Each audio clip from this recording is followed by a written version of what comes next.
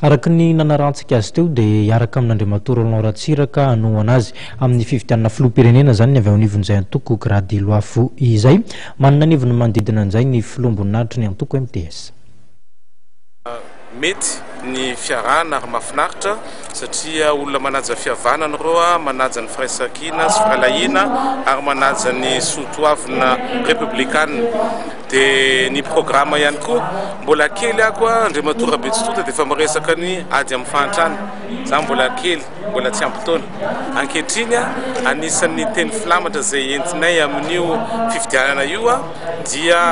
tsy hoe anisan'ny fa anankiray ihany teny filamatra dia hoe ny Malagasy tonga saina sy Roland Ratsiraka anovan'ny fiainanao anatin'ny 100 andro.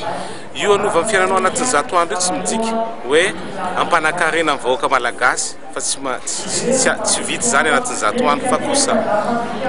raha tsy mahazo asa le olona dia amena fiofanana, ary raha tsy mahazo fiofanana izy dia amena fitaovana ahafahany miasa, ary raha tsy mitafiditra anatin'izany izy dia mahazo vatsy famatsim-bola mba ahafahany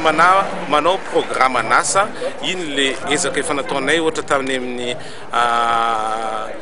2e arrondissement izy raha tsy diso ako le hoe sandratra dia ny olona madinidinika manana zavatra madinidinika dia amenay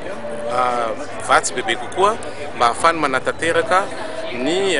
asa sy ahafahany miady amin'ny fahantrana. Zany tsika samy mahafantatra fa ty Kristy dia niteraka olona tsy anasa efatretsy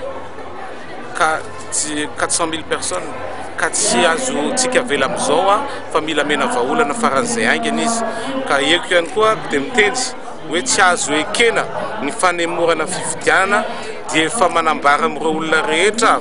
le te hanembotra ny fifidianana fa azo atao masika izay fa tady ho asika mihitsy amin'izany fa tsisy manaiky an'izany fa tsy maintsy atao ny fifidianana amin'ny 7 Jolay